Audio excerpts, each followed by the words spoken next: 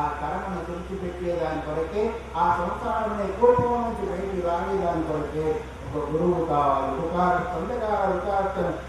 రుణాకి శిష్యోద్యోగం తత్వం బోధైతి గురువు అని ఒక మహానుభావుడు ఇచ్చాడు.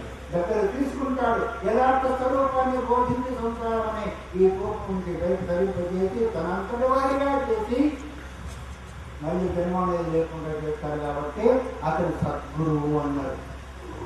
దుర్లభం చూస్తున్నారు దుర్లభం అని. ఈ లోకంలో దుర్లభమైన వస్తువు ఏంటయ్యా అని అడిగారు. ఉపయోగం చూస్తున్నారని నాకు వినట్లేదు. వింటున్నారా? కూరలు చూస్తున్నారు. ఈ వచ్చిపోయేవాళ్ళు కూడా మధ్యలో రాకపోకండి, ఆ పక్క నుంచి ఈ పక్క ఉంటారండి.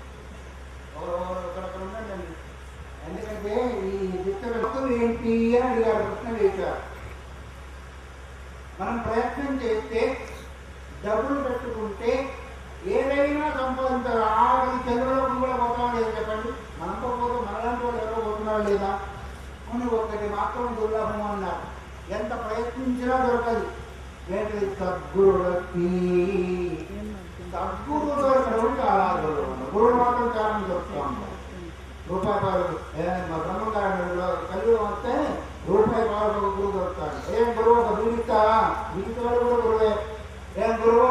రిక్షావాడు కూడా గురువే, ఆటవాడు గురువే, పలానా అందరూ కూడా 11 రోజులకు ఒక గురువు. ఇప్పుడు వచ్చే 11 రోజులు కార్యక్రమం పెడితే ఒక గురువు. కానీ కావచ్చు కాక ఏదో రకంలో నువ్వు ఉన్న స్థానం నుంచి కొంతవరకు పైకి తీసుకొని వస్తున్నావు. కానీ దొరకలేదు సద్గురులకి అని. సద్గురువు దొరికేది చాలా దుర్లభం అన్నారు. సద్గురువు అంటే ఆయన అనుష్ఠించి ఆ అనుష్ఠానం ద్వారా అనుభవాన్ని పొంది తనను ఆశ్రయించిన వాళ్ళను కూడా తనంతటి వారుగా చేయగలిగేవాడు సద్గురువు అని. సత్సంగతి సత్సంగం ఒక దుర్లభం. బ్రహ్మ విచారణాచ. అక్కడక్కడ కూర్చుంటారు, వచ్చి కూడా ఈ మాట మాట్లాడుతూ ఉంటారు. కానీ మహాత్ములు ఏం చెప్పారు, మనం ఏం విన్నామో దీన్ని ఏం సారం ఉంది అని విచారణ చేసేది కూడా చాలా దుర్లభం. అందుకని మొట్టమొదటి ఏంటిది? సద్గురువు అన్నారు. తత్వాన్ని బోధించి తనంతట వాడు చేసేవాళ్ళు చాలా దుర్లభం ఉన్నారు.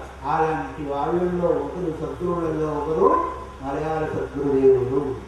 గోగర్భంలో ఒకల 12 సంవత్సరాలు తీవ్రమైన కఠోరమైన తపస్సును చేసి వారు ఒకే మాట అన్నారు. లక్ష్మణుడు వారి యొక్క జీవిత రాజు దానిలో మాట చెప్తారు, నేను ఒక్క రోజు లేదా ఒక గంట చేసిన తపస్సు మీ జీవితాంతం కూడా చెయ్యలేదు. ఎందుకు?